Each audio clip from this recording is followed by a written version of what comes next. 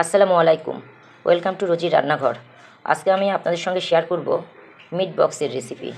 তো এখানে মেয়োনিজটা তৈরি করা হয়েছে, তারপরে ওখানে আমি চিকেনের প্রসেসে যাব। এখানে চিকেনটা ম্যারিনেট করে রাখা হয়েছে। এই চিকেনের মধ্যে গুঁড়ামরিচটা দেওয়া হয়েছে, লাল গুঁড়ামরিচ, সামান্য একটু ডিম ভেঙে দেওয়া হয়েছে, আদা রসুন বাটা, সয়া সস, কর্নফ্লাওয়ার এবং সামান্য একটু ময়দা, গোলমরিচ দিয়ে লবণ দিয়ে এটা মেখে রাখা হয়েছে। এটা বেশ কিছুক্ষণ মেখে রাখা হয়েছিল। এখন এটা আমি ভাজতে চলে যাব। আর এখানে মিট বক্সের আলুর চিপসটা এটাও মেখে রাখা হয়েছে। এখানে ডিম দেওয়া হয়েছে, লাল গুঁড়ামরিচ দেওয়া হয়েছে, আদা রসুন বাটা, সামান্য একটু গোলমরিচ গুঁড়া, লবণ, কর্নফ্লাওয়ার এবং ময়দা, এগুলো দিয়ে এটা মেখে রাখা হয়েছে। এগুলো সম্পূর্ণ ভাজার পরে তারপর আমি মিট বক্সটা সাজাবো, তখন আবার এই প্রসেসটা আবার দেখাবো। এই যে এখন চিকেন ভাজা হচ্ছে। চিকেনটা ভাজা হয়ে গেলে এখন আলুর চিপসটা দিব।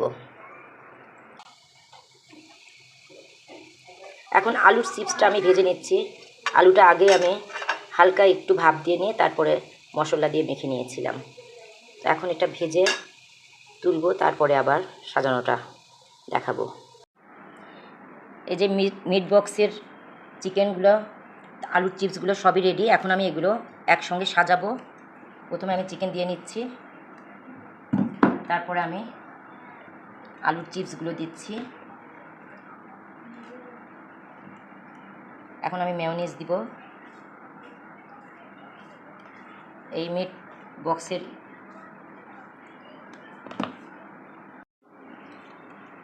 এর মধ্যে সসেজ এবং চিকেন বলও দেওয়া যায়, সেগুলো আরও খেতে আরও বেশি টেস্টি লাগে। তো আমার ঘরে নাই, যার জন্য আমি দিতে পারলাম না। আপনাদের ঘরে থাকলে আপনারা দিবেন, তাহলে আরও বেশি মজা হবে।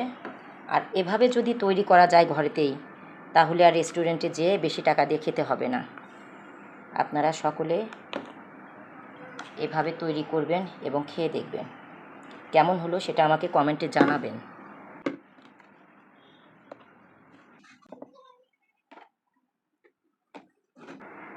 তো এই যে তৈরি হয়ে গেল আমার মিট বক্স। তো এভাবে আপনারা বাড়িতে তৈরি করবেন এবং খেয়ে দেখবেন কেমন হলো, সেটা কমেন্টে জানাবেন। ফেসবুক থেকে যদি আপনারা আমার রান্নাটা দেখেন, তাহলে প্লিজ আমাকে লাইক দিয়ে ফলো দিয়ে আমার সঙ্গে থাকবেন। সবাই ভালো থাকেন, সুস্থ থাকেন। আল্লাহ হাফেজ।